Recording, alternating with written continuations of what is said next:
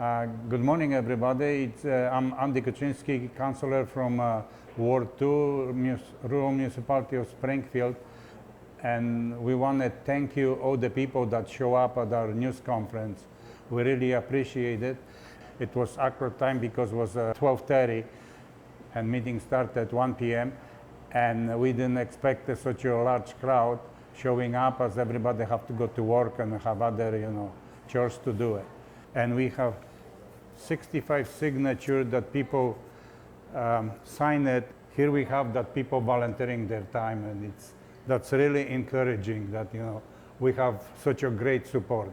I was overwhelmed and continue to be overwhelmed with the number of texts and emails and phone calls and words of encouragement for us, because we did what we said we would do in the election. We're upholding the commitment to fight against anything that would harm our aquifer, our water. With the support of the people, we know that probably up to 80% of people, maybe even more, are absolutely opposed to this corporation coming in here and causing vulnerabilities to our aquifer. I don't understand why the administration and this mayor would lock the doors of a public chamber. Yeah, okay. The media should be allowed in. I'm going to ask you that you come in. Oh, they physically locked us out. They've locked us out. Unbelievable. Council is locked out. We're locked out.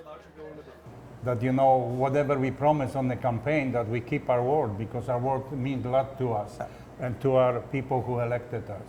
Absolutely. And we deferred, we defeated that resolution for the Sio Silica Development Agreement, allowing now the public to be engaged and participate in the process, to speak their piece, where this mayor and other members of council wouldn't allow it. Andy, that was a huge, huge champion victory for us.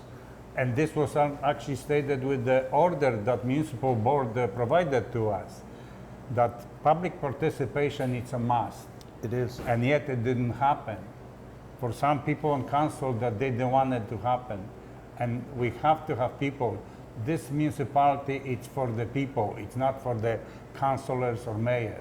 That's right. Councillor Fuel and Mayor Therrien didn't do their homework. You and I studied this Sio proposed development agreement thoroughly, and we saw absolute inadequacies, and it was an incomplete document.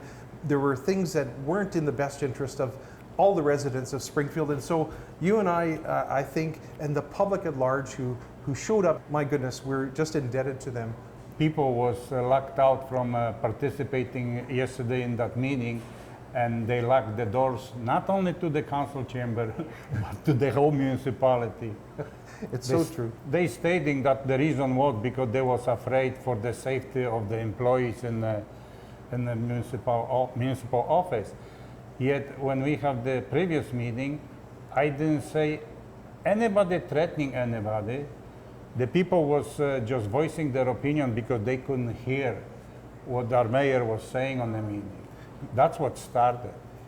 And Andy, you had a knockout punch. You had the most important question. You asked members of council, including the mayor, what is positive? What are the benefits of this agreement? And they couldn't come up with one item, not one bullet. And that just shows you. But they didn't have the courage and the guts, the intestinal fortitude to vote with us and to stall this process and bring it to the public. And I not only questioned once, but I have to question 4 times. You did. So 2 times the mayor and 2 times Councillor Fuel, and they couldn't come up with the proper answer that what's going to be benefits for the municipality of Springfield and for residents of this municipality. What has changed? Why has he gone against what he committed to?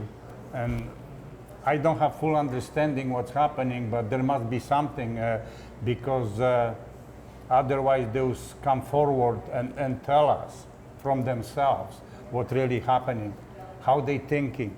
Me and you, we was always open and let the people know our side of the story, on which side we are, and we are not there for ourselves, we are there for residents who elected us. We're running on the momentum of the public who provides us feedback every day, again through texts and emails and phone calls. We answer those, we respond to those. And you know what? I've heard other councillors, and you will too, don't name them, that actually don't answer their calls. We know that we need to consult experts and other professionals on this Development Agreement, and we'll have those experts and those professionals speak to the municipal board about this Sio proposed development agreement, and we will show very publicly that if we had passed it at that meeting, that those people, such as the Councillor Fuel and the mayor, would have put us in a very awkward and vulnerable position, and they should be held accountable for that. And I think for this reason, the residents are losing faith in mayor leadership. There's no question. Not only with the Sio, but other things that he proposed or was proposed to us, and we vote on it.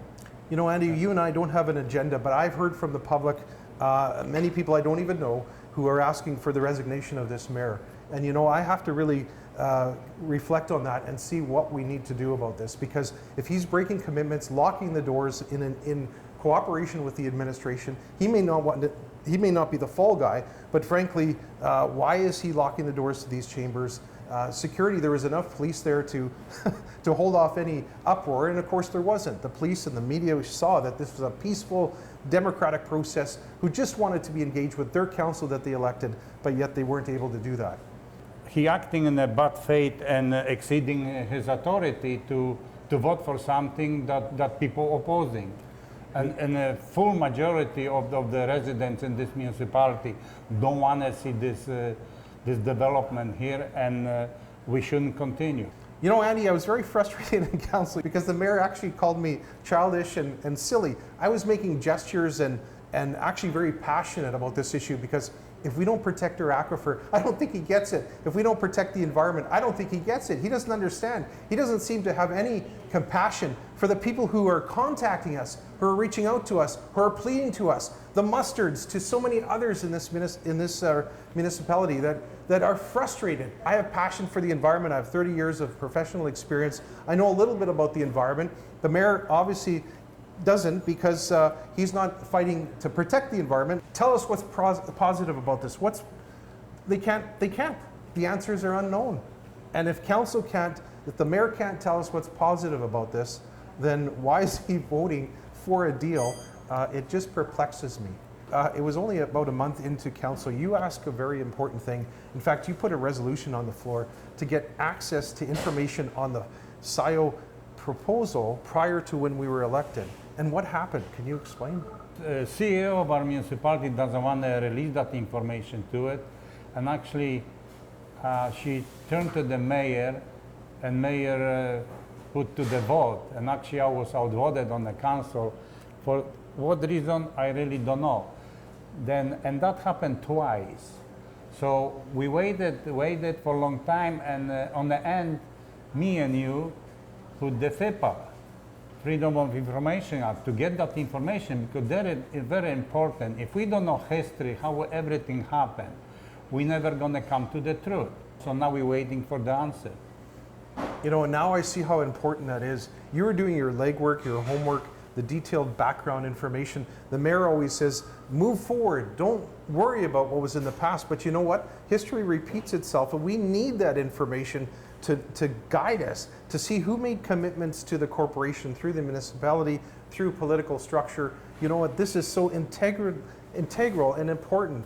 We're going to hold whoever made commitments accountable, whether it be, again, administration or the elected officials at the time, who, if you remember the last election, most of them were booted out because of this issue alone. We feel obstructed by certain people. It could even be councillors or the administration who in fact block information from us. We've asked for a number of documents that aren't being released to us.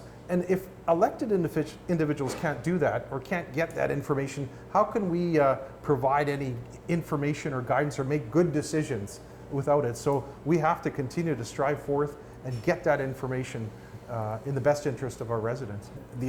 Some of the other councillors, they're saying, oh no, you don't need that information, but it's not right.